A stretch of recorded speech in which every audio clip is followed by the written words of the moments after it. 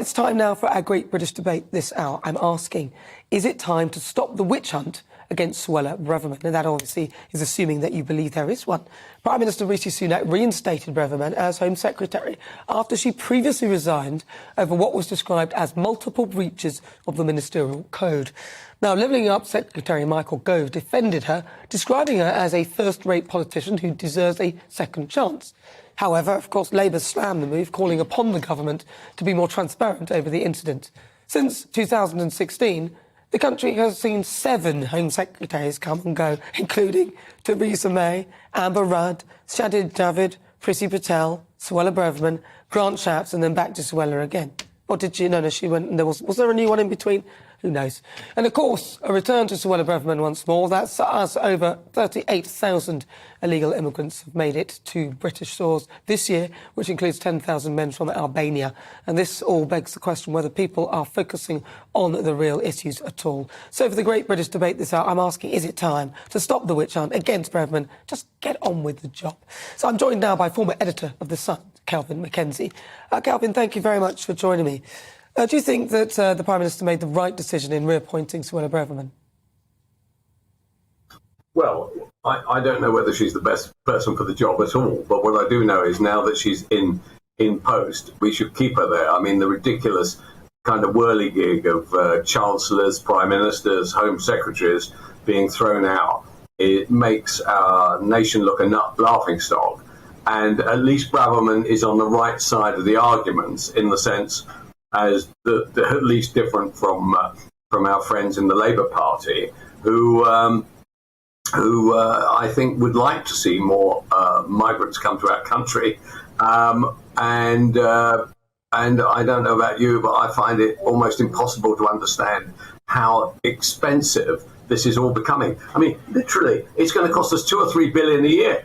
You've got the Labour lot all saying, oh, well, we should, stop the non-DOMs coming here, but stop them. They've got no idea about what to do about this invasion. And we have a very serious case in this country now. There's a lot of anger there, which you have seen played out literally just before midday today, in which clearly a mentally deranged man has thrown petrol bombs and then killed himself down at Dover. And the whole atmosphere at Dover is a tinderbox. The Times reported on Saturday morning that, in fact, residents are now carrying stuff around with them in their house because members of the migrant community who haven't actually been deposited and gone straight to Manston are wandering around their gardens or coming through their houses. This is a massively serious political issue, which seems to be treated in the same way. I'm not trying to be rude about your debate, as electric car tax.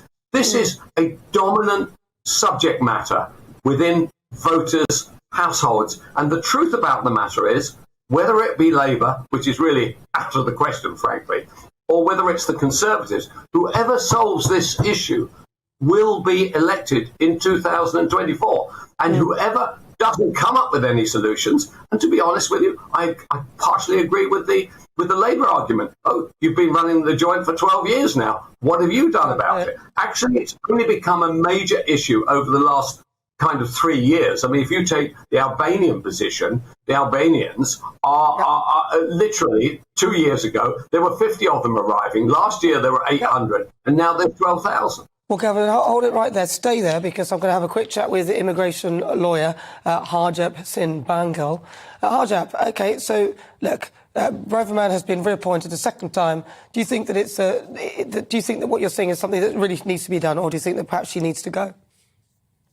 I think they just need someone competent in the job, somebody who knows what they're doing, somebody with their ear to the ground, somebody with experience in the field. They don't have anyone like that. They're just shuffling their mates about.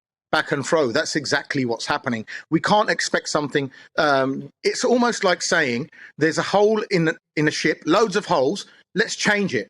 Let's change the captain, and that'll help it stay afloat. Well, it doesn't even matter whether you have Sinbad the Sailor or Captain Jack Sparrow on there. It's going to sink if you've got that many holes on there. What we have got is the foundation is the Home Office. The Home Office is not fit for purpose. Every year for the last 10 years, a select affairs committee report tells us that. It says this machinery is broken. It can't do the job it's supposed to do. It doesn't matter who you make as the leader of that. The whole machinery is rotten. It needs a total overhaul. Until that's done, there's not going to be a solution to it. I mean, we can't change the whole thing now, as much as some people would love that to happen.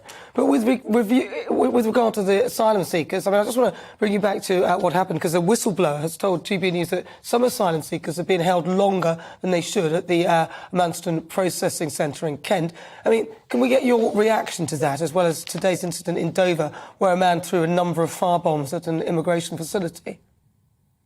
That's no surprise that immigrants are being held there. Some immigrants have been held, or migrants, asylum seekers have been held in detention for up to 14 months, while their application hasn't been decided. An asylum application can take half a day to be decided. Yet there's a backlog of about 50,000 cases which have been waiting more than a year for a decision.